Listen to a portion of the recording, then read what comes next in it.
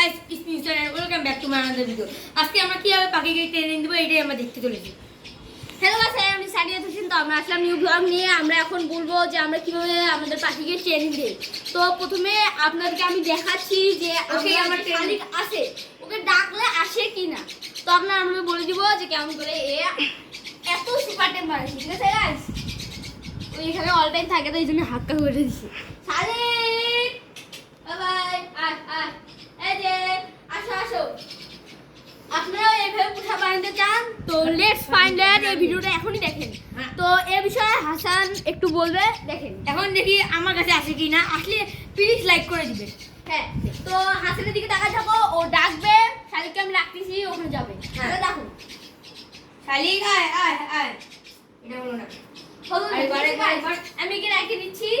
তো আরে হাসান ডাকো, শালিক ডাকো শালিক। এই যে আমি ওর শালিক সাথে দেখো, থাকছি, এই কি করে রাখে? কারণ ও আমাকে একটু বেশি চেনে। তো এই যে বাই বাই, এই দেখি ওইভাবে চলে এসো। এইভাবে আমরা চলে যাচ্ছি যে আপনারা এভাবে চাইতে চান যে অন্য মানুষের কাছে যাতে সে না যায়, বাইরে চলে গেলে যাতে আপনাদের কাছে আবার চলে আসে, বাসা চেনে। আমরা এই ভিডিও দিয়ে বলবো লেটস মেক দিস। তো প্রথমে আমরা বলে দিচ্ছি, শালিককে যখন আপনারা পালবেন পাখি, তখন 12-13 দিনের একটি বাচ্চা আনবেন এবং ওকে পালবেন। যখন ও হাঁটা শিখবে, ওর অনেক খিদা লাগবে যখন, তখন আপনি ওকে খাবার নিয়ে আস্তে আস্তে ডাকবেন। দেখবে আস্তে আস্তে ও আপনার কাছে আসবে এবং ওকে আপনি একটু একটু করে চেষ্টা করবেন যাতে ও উঠতে পারে, ঠিক আছে?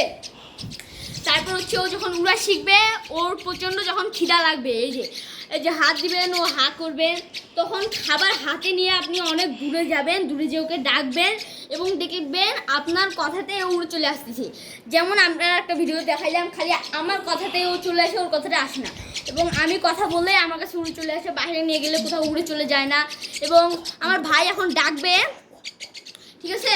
ওকে দেখবেন আমি এখন খাওয়াবো, ও ডাকবে, ওর কাছে আসবে না, আমি এর পাশে থাকবো, আমার কাছে চলে আসবে, দেখবেন। তো এর খাবার আপনাদের অনেক প্রশ্ন হতে পারে, ওই কোথায় থাকে? ওই থাকে সে এখানে, এখানে ওই রাতে ঘুমায়। এই যে আমরা খাওয়াচ্ছি, খাবারটা পড়ে গেলে আপাতত একটু সমস্যা নাই, আমরা বাড়িতে। এই যে আমরা খাওয়াই মুরগির ফিড, এবং এ অনেক সুন্দর এবং সবল সবল উঠতে পারে, কোনো অসুখ নাই। একে আপনারা মাঝে মাঝে রোদে দিবেন। পাখির গায়ে যে পোকামাকড়গুলো থাকে, রোদে দিলে ওগুলো আর হয় না, ঠিক আছে? আমরা রাখলাম। দেখি আমার ভাই ডাকে, ওর কাছে জানি কি ভাই। শালিক আয় আয় আয়, শালিক। দেখছেন গাইস, বসলো না ওর কাছে, কথাই গেল কিন্তু বসলো না, ঠিক আছে?